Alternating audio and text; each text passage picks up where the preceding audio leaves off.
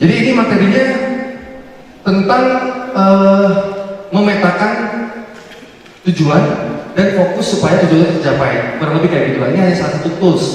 KSKD, kondisi sekarang, kondisi diinginkan. Materi aslinya present state kalau salah ya, desired state. Kondisi sekarang, kondisi yang diharapkan. Nah, ini contohnya. Kondisi saat ini atau kondisi sekarang 2017, terus kondisi yang diinginkan. Kondisi sekarang, kondisi diinginkan. Jadi kita harus tahu dulu posisi kita sekarang apa. Kita tulis mahasiswa, gak punya modal, gak punya bisnis, ngekos, jomblo, minder. Nah, kita buat tujuan 2 tahun atau 1 tahun ke depan, saya mau jadi seperti apa. Kita tulis di bagian atau desired state atau kondisi yang diinginkan. Saya sekarang seperti ini, saya kepengen jadi ini 2 tahun ke depan.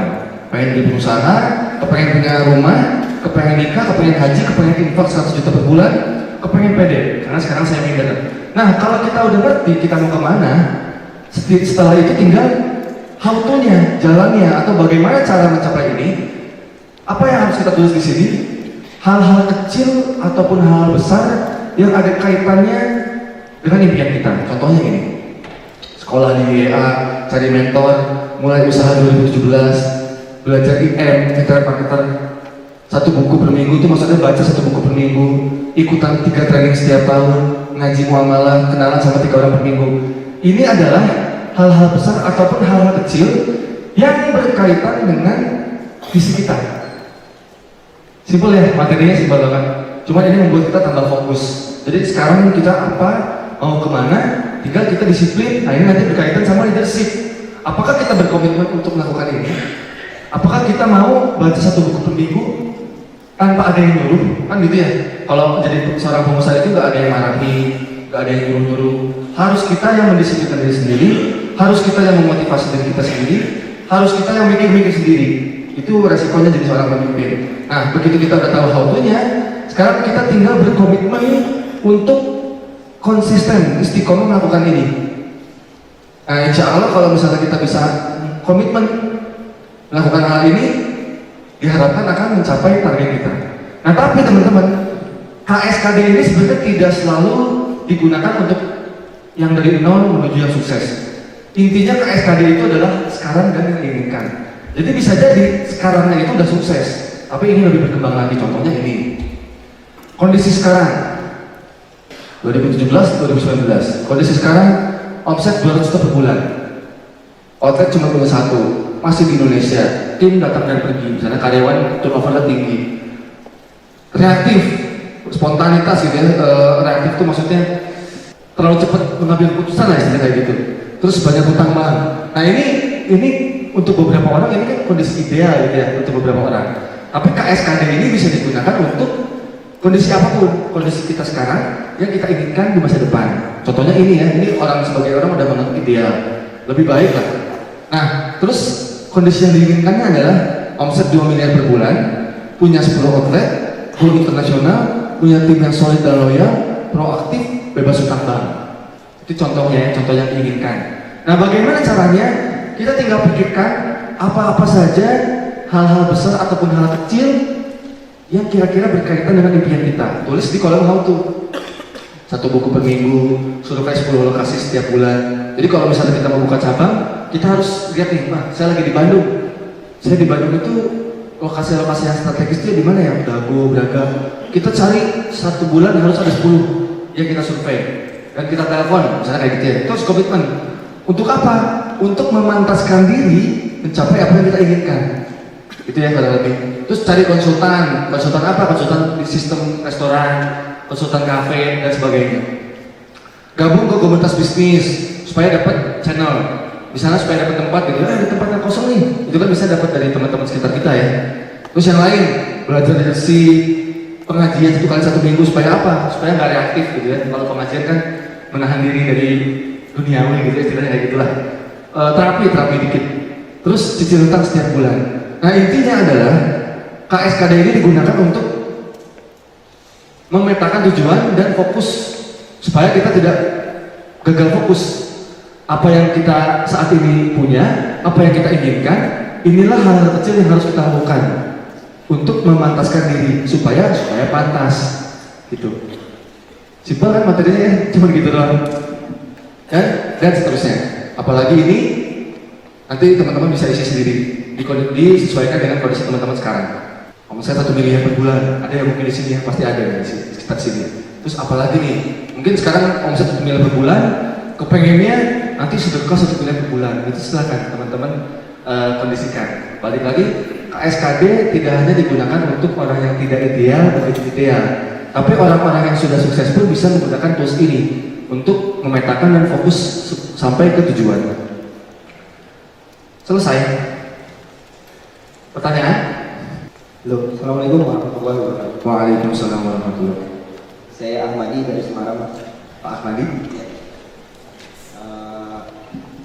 Begini, UKM itu kan kebanyakan lemah di data. Betul. Jadi untuk mendapatkan data, misalnya sudah lanjut nggak punya data bertahun-tahun gitu, tapi laris. Gitu. Untuk mendapatkan data itu idealnya mengumpulkannya lagi berapa lama? Mengumpulkan lagi untuk tujuan apa Pak? Reprofiling tadi. Oh gitu. Iya. Itu aja Pak? Iya itu aja. Itu aja. Oke. Tepuk tangan buat Pak Ahmadi. Tergantung data tersebut mau kita gunakan apa. Sebenarnya pada dasarnya data semakin banyak dengan orang yang sama ya, misalnya gini. Kita mau mendata konsumen kita. Nah, semakin banyak data tersebut semakin akurat. Kalau cuma 5, cuma 10 bahkan bisa jadi itu belum akurat ya. Intinya semakin banyak data semakin akurat. Semakin akurat data yang kita punya, semakin akurat langkah yang tepat untuk bisnis kita selanjutnya. Nah, pertanyaannya adalah berapa banyak atau berapa lama kita harus mengumpulkan data tergantung seberapa yakin Bapak dengan data tersebut. Contohnya saya ya, waktu ulang tahun kedua Zagana, saya pernah bikin survei di profiling. Mereka beli tahu dari mana, mereka pertama kali coba kapan, terus mereka udah pernah beli berapa kali, varian rasa apa aja yang pernah mereka beli, dari varian tersebut mereka suka yang mana aja, mereka makan sana itu pas lagi kapan. Nah, waktu saya dapat data cuma 50 doang. Menurut saya kurang 50 nih. Padahal konsumen saya banyak banget misalnya. Dari anggaplah ada 1000 misalnya, tapi cuma kumpul 50. Saya anggap itu masih kurang, masih belum valid. Karena takutnya 50 itu yang kebetulan doang, yang kebetulan suka, bukan yang kebetulan komplain gitu ya. Nah, makanya kalau misalnya kita udah membangun bisnis lama, tapi kita belum punya data, mulailah dari sekarang kumpulkan data sebanyak yang seharusnya. Contoh kita punya data 1 juta. Contoh produk kita udah laku ke 10.000 konsumen. Tapi data yang kita punya baru 100. Nah, menurut saya itu jauh banget. Ya minimal kalau 10.000, 5.000 lah gitu kan, supaya semakin akurat, semakin bagus. Semakin banyak semakin bagus. Terus bagaimana caranya? Kalau saya biasanya karena konsumen saya kebanyakan dari online Pak, saya pakainya survei online, pakai Google Form aja, gratisan gitu ya. Buka di googling aja lah Google Form. Nanti kita bikin pertanyaan-pertanyaan, nanti kita sebarin ke mereka. Boleh pakai gimmick, boleh tidak. Biasanya sih tidak juga mereka mau, karena cuma 1 menit juga kurang. Boleh nggak kita minta waktunya 1 menit untuk mengisi survei kita?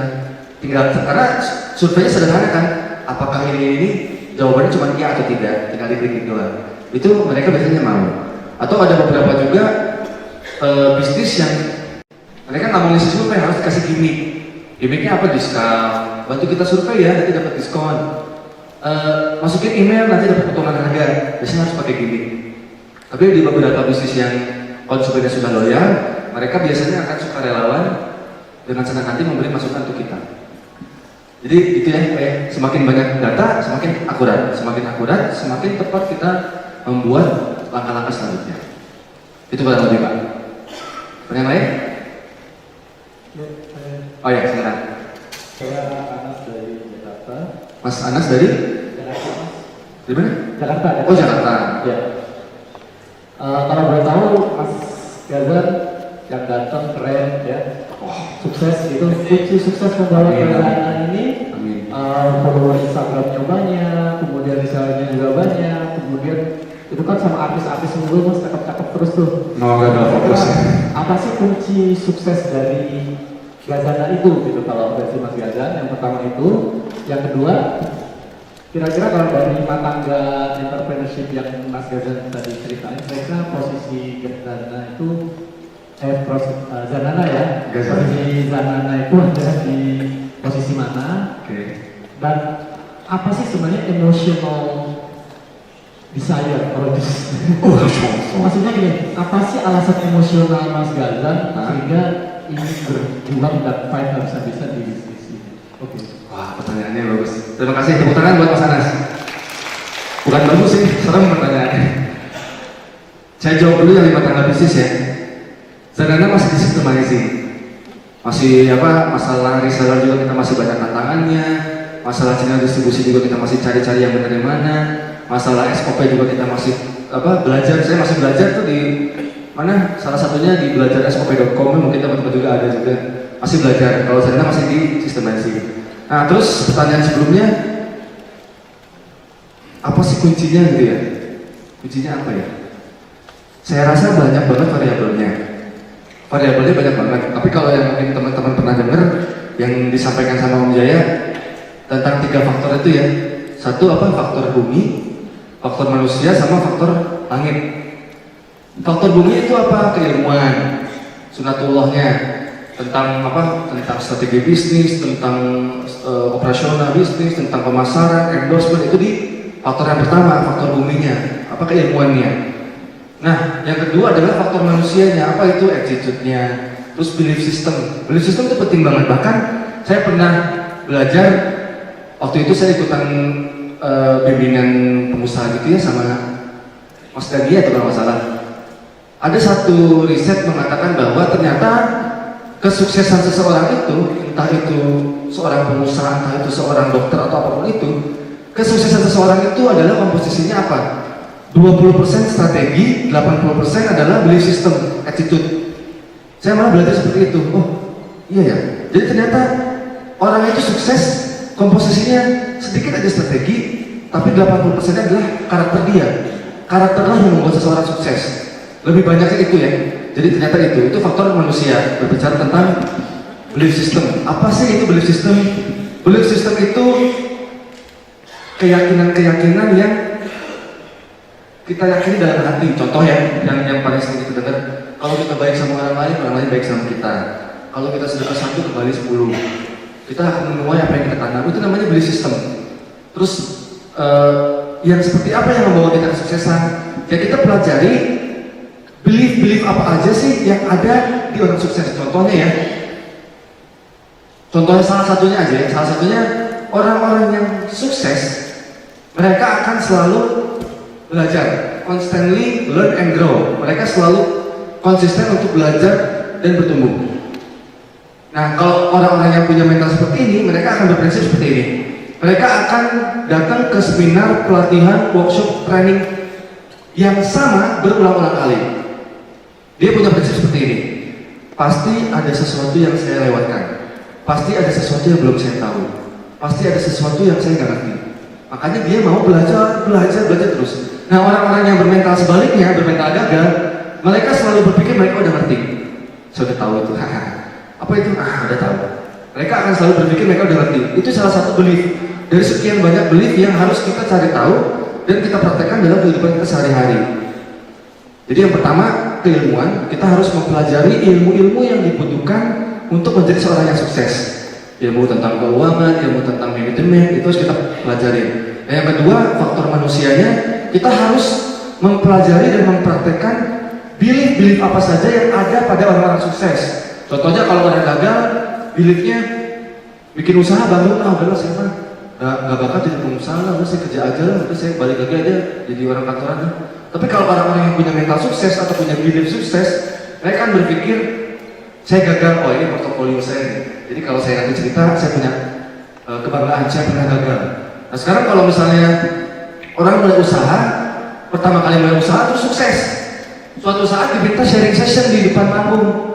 Mas Gazan gimana ceritanya bisa sukses Zanana? Dia ceritanya saya bikin Zanana terus saya sukses. Gak ada yang bisa diceritain. Jadi itu beliefnya orang-orang ya. orang-orang sukses. Satu, kita pelajari ilmunya. Dua, kita pelajari beliefnya. Yang ketiga, ini faktor langit yang Om Jaya bilang ya, faktor langit itu adalah kekuasaan Allah, mau kita sukses atau enggak itu suka-suka Allah lah intinya. Nah, gimana caranya? Kita nggak ngerti. Yang bisa kita lakukan adalah memantaskan diri, mendekatkan diri, istilahnya apa ya? Kan kita mau sukses, kita mau kaya, kita kepengen punya karyawan yang baik-baik. Sementara sukses, uang, properti, mobil, karyawan yang baik-baik itu ada dalam genggaman Allah gitu istilahnya. Kalau saya sih mikirnya seperti itu. Nah, kalau semuanya ada di tangan Allah, ya berarti saya harus deket dong sama yang punyanya. Kayak gitu. Jadi kalau faktor langit itu saya nggak berani ngomong panjang lah ya, karena saya juga takut salah karena masih belajar. Cuman yang bisa kita lakukan apa sih? Satu, faktor manusia, keilmuannya itu ya, keilmuan apa saja yang harus dimiliki orang-orang sukses kita pelajari. Yang kedua, belief apa saja yang orang-orang sukses punya yang harus saya pelajari. Nah, masalah faktor langit, ikhtiar diniatkan semua untuk ibadah, pastikan prosesnya halal, bukan sekedar hasil. Nah, insya Allah kalau yang saya rasakan sih itu 3 itu aja. Tapi kalau di Prekon banyak faktor, ada doa orang tua, ada apa lagi, doa karyawan-karyawan, doa istri, banyak kan sebenarnya. Cuma intinya itulah, faktor manusia, keilmuannya, faktor bumi, faktor ilmunya, faktor manusia itu belief sistemnya, attitude.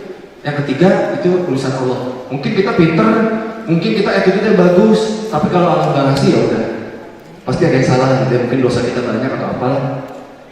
Intinya gitu ya, Mas Anas. Ya. Gimana? Oh ya, sorry. Pertanyaan yang terakhir belum menjawab ya. Nah, sebelum saya jawab itu, saya mau sharing yang mungkin pasti teman-teman rasakan. Bisnis itu capek, ya nggak teman-teman? Di starting masalahnya apa? Di profiting kita pikir udah selesai, tahunya ada lagi. Pas kita udah belajar profiting selesai, kita nggak berikutnya ada lagi. Ya Allah, sampai kapan ini? Jadi sebenarnya bisnis itu capek banget. Nah, siapa yang bisa melewati proses bisnis ini? Siapa yang bisa melawan rasa capek ini? Adalah mereka orang-orang yang punya energi yang besar, atau mereka punya kekuatan yang besar. Siapa sih orang-orang yang punya kekuatan yang besar? Adalah mereka orang-orang yang punya cita-cita yang besar, gitu ya. Cita-cita yang besar itu seperti apa sih? Kalau saya, cita-cita yang besar itu adalah cita-cita yang mulia. Apa itu cita-cita mulia? Cita-cita yang melibatkan banyak orang. Kalau kita kepengen jadi pengusaha, motivasinya gara-gara kepengen kaya, saya pikir nggak akan lama. Karena satu, kaya aja nggak usah jadi pengusaha juga bisa kaya. Jadi karyawan bisa kaya, ya kan? Terus apalagi? Jadi sekedar jadi reseller pun bisa kaya. Maksudnya nggak punya karyawan, nggak punya apa-apa bisa kaya. Nah, artinya apa? Artinya kita harus punya satu tujuan yang besar, yang mulia, yang melibatkan banyak orang. Contohnya, saya kepengen punya rumah ibadah saya sendiri. Saya kepengen karyawan-karyawan saya itu semua bisa naik haji semua, berangkat sama keluarganya semua, perusahaan yang baik lagi. Bukan paket umroh atau paket haji yang murah, tapi yang mahal. Sama keluarganya kita kasih ongkos jajan, misalnya kayak gitu. Terus saya kepengen karyawan-karyawan saya HP-nya iPhone 7 semua misalnya. Intinya apa? Melibatkan banyak orang. Saya kepengen saya punya panti asuhan yang di dalamnya asuhan-asuhan saya menjadi calon-calon entrepreneur. Dibanding saya pengen jadi pengusaha, pengen jadi kaya, itu nggak akan lama. Balik lagi ya, bisnis itu capek, bisnis itu lelah, menghabiskan banyak energi. Yang bisa melewati itu semua hanya orang-orang yang punya energinya besar. Gak capek-capek lah istilahnya gitu. Atau mungkin dipaksa untuk tidak capek. Siapa sih orang-orang yang bisa memaksakan diri supaya mereka gak capek? Adalah mereka orang-orang yang punya tujuan yang besar, yang mulia. Kepengen surga. Kan emang ada yang bilang gini, saya mau berhenti jadi pengusaha, ternyata jadi pengusaha itu menghabiskan banyak waktu. Saya jadi gak bisa tahajud. Ada beberapa mungkin yang masih kritis. Saya jadi nggak bisa sholat duha, tapi mudah-mudahan kita tetap sempat ya. Cuman ada salah satu orang yang bilang kayak gitu, saya berhenti jadi pengusaha, ternyata sibuk banget. Saya nggak sempat pengajian, saya nggak sempat nggak sempat tahajud.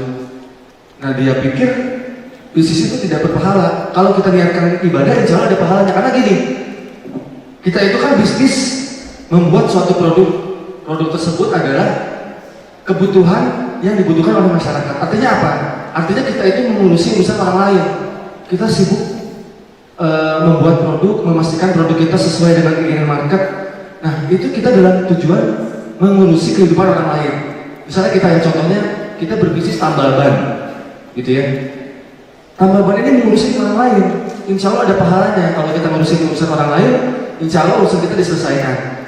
Ini berbicara tentang ini ya, ibadah-ibadah yang ada. Ini di luar yang wajib. Kalau yang wajib kita harus, gitu ya. Sholat lima waktu itu harus wajib.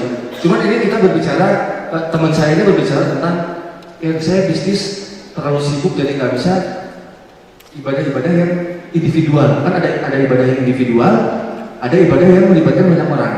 Nah sebenarnya bisnis juga ibadah, gitu kan? Nah kalau misalnya kita punya tujuan itu, insya Allah kita akan bertahan.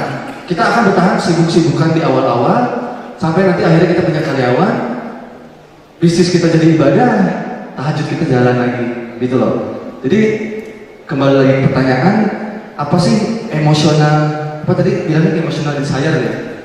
Apa sih yang membuat saya bertahan di sana ngasih impian-impian saya? Lalu ngasih orang tua mama yang banyak banget itu ya, yang asal selesai.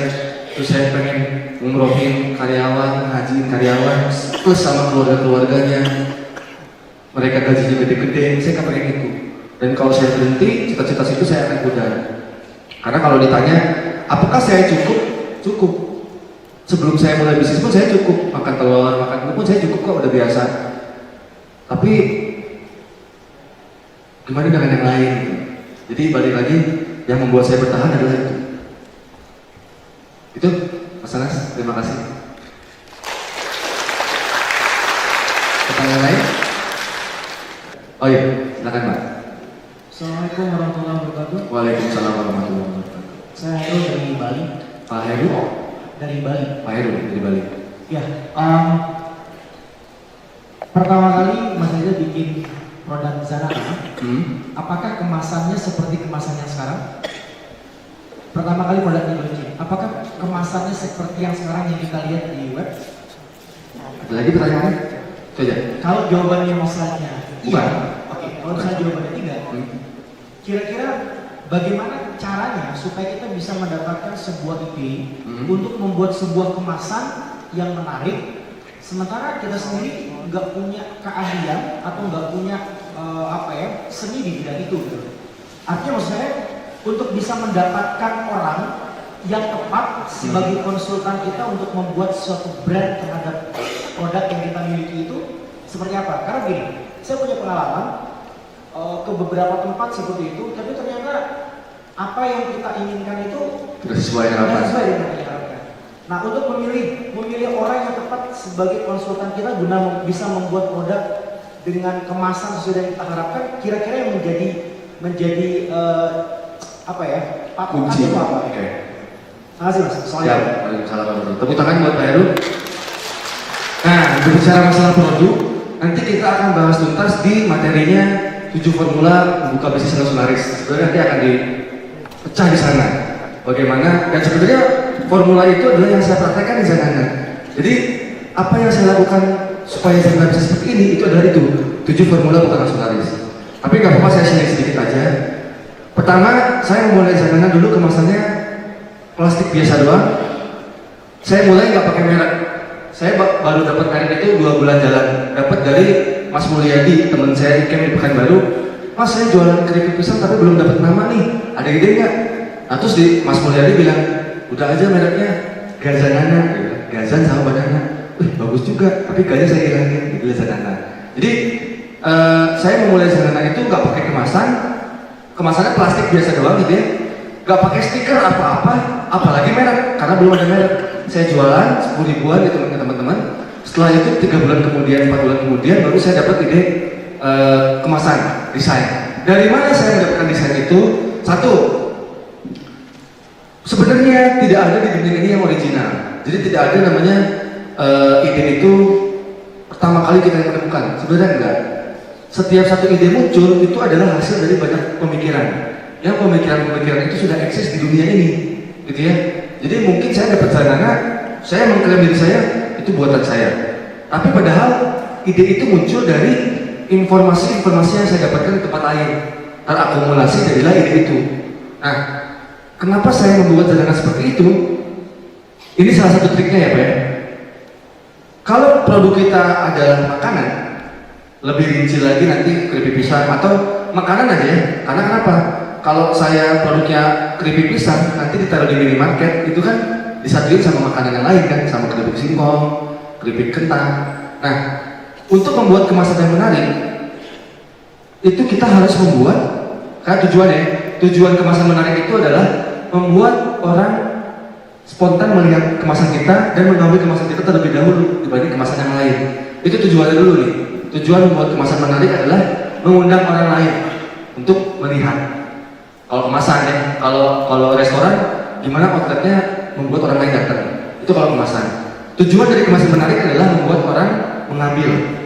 Nah, untuk membuat orang mengambil itu tidak identik dengan estetika, tidak identik dengan keindahan.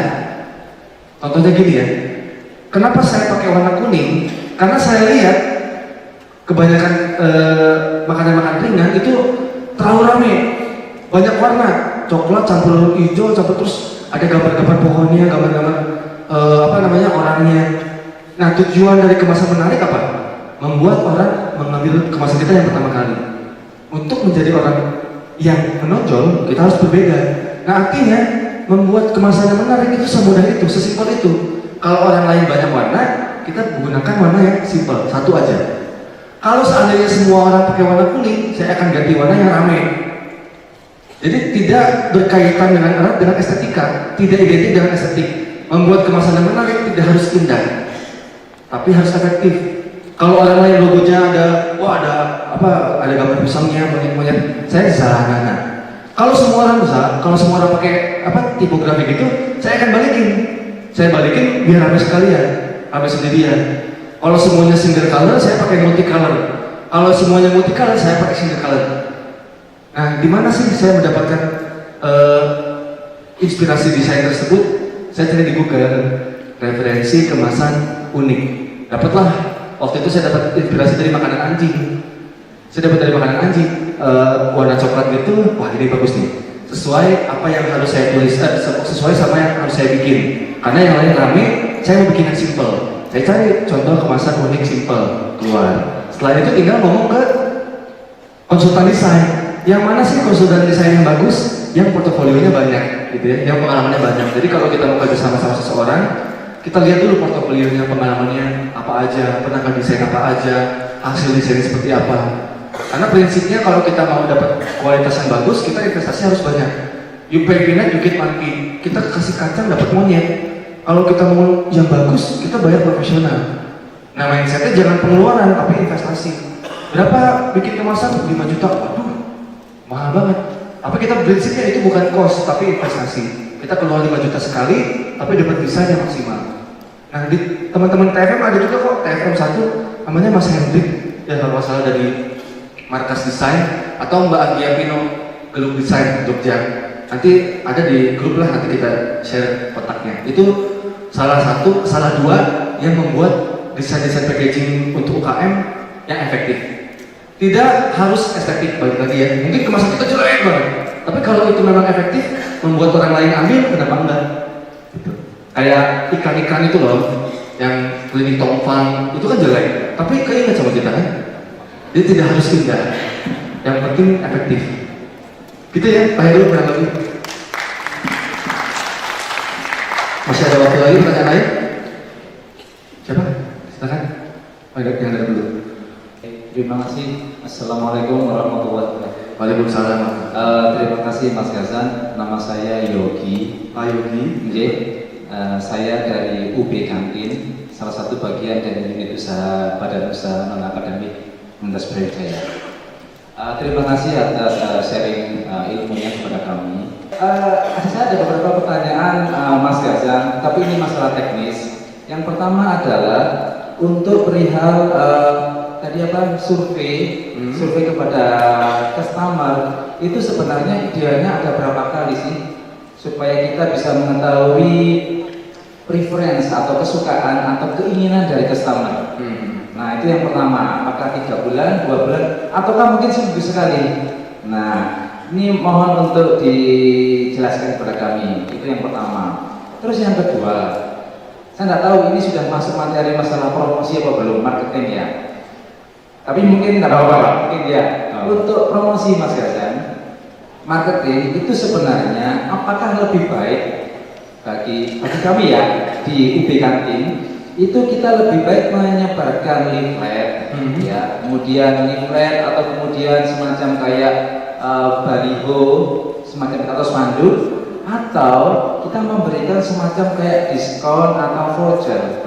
Sebenarnya dari pengalaman Mas Gazan dan dari dunia bisnis yang ada di kita, itu yang efektif, efisien dan bisa mengena, artinya bisa mempertahankan, meningkatkan loyalitas customer kita, dan yang kedua bisa mengambil hati para calon customer untuk datang ke tempat kita, menikmati sajian kita, dan juga akhirnya mereka bisa menjadi customer yang loyal. Nah itu teknisnya seperti apa?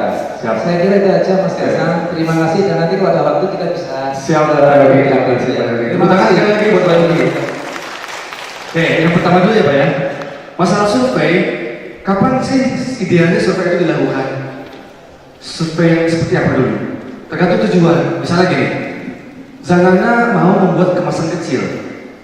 Asumsinya adalah bla bla bla. Nah, asumsi ini harus divalidasi dulu dengan survei. Jadi itu yang pertama, survei dilakukan ketika kita perlu. Tujuannya apa nih? Kita mau bikin varian rasa baru. Kita survei dulu misalnya ya. Survei itu memastikan apakah betul langkah yang akan kita lakukan ini sesuai dengan perbedaan konsumen. Betul nggak sih konsumen Zanana itu perlu kemasan kecil? Kita bikin survei. Itu kalau diperlukan. Tapi ada juga survei yang dilakukan terus-menerus. Biasanya di restoran-restoran besar Pak. Jadi di mejanya itu selalu ada kertas selembar itu survei untuk keberlanjutan terus. Jadi setiap kali ada orang yang makan, itu mereka boleh mengisi kertas itu, misalnya gini, dari mana Anda tahu UB Kantin gitu ya. Terus dari segi pelayanan, silakan beri kami nilai 1 sampai 5. Terus rasanya di mana, kebersihannya di mana. Nah terus nanti di kolom terakhir, apa yang Anda harapkan atau ada saran untuk kami.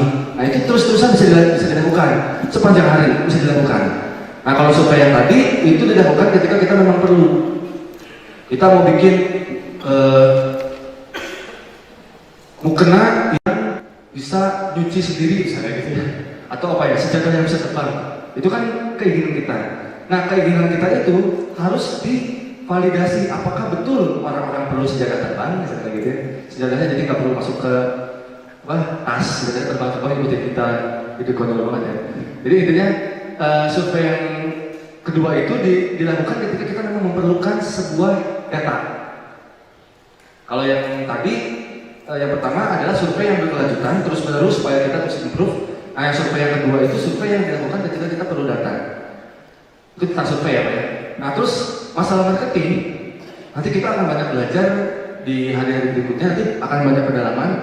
Salah satunya insya Allah saya nanti hari kedua besok saya akan berbicara tentang 5 cara menaikkan keuntungan usaha. Nah berbicara tentang marketing yang efektif itu adalah marketing yang tepat sasaran. Nah makanya kalau pertanyaannya marketing seperti apa sih yang efektif? Marketing yang efektif adalah marketing yang sesuai sasaran. Kita harus tahu dulu nih tujuan kita apa. Contoh, tujuannya kepengen mengambil hati calon konsumen yang baru. Nah kalau tujuannya itu perlakuannya beda. Kita kasih iming-iming diskon, kita kasih iming-iming untuk pertama kali makan di sini gratis nasi sepuasnya, cara gitu. Itu untuk mengambil hati calon konsumen. Kalau tujuannya beda lagi, tujuan saya sini mau menaikkan jumlah rata-rata orang belanja di sini. Misalnya rata-rata belanja itu orang kalau sekali makan habisnya 15.000. Nah, saya mau bikin kegiatan marketing yang tujuannya meningkatkan orang yang tadinya belanja 15.000 jadi 30.000. Nanti beda lagi caranya. Caranya apa? Ditawarin upselling, cross-selling.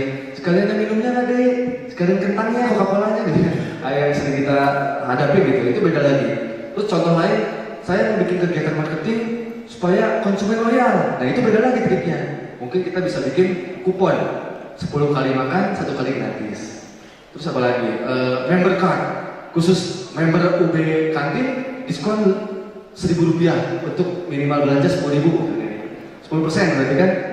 Jadi itu balik lagi, kegiatan marketing yang efektif adalah kegiatan yang tepat sasaran, sesuai tujuan. Berarti kalau kita mau membuat strategi promosi, kita harus tahu dulu tujuannya apa. Tujuannya meningkatkan loyalitas kah? Mendapatkan konsumen baru kah? Apakah tujuannya membuat orang beli lagi kah? Beda tujuan, beda strategi. Nanti lebih lanjutnya besok Pak. Gitu ya Pak Yogi ya. Habis waktunya ya. Itu aja teman-teman.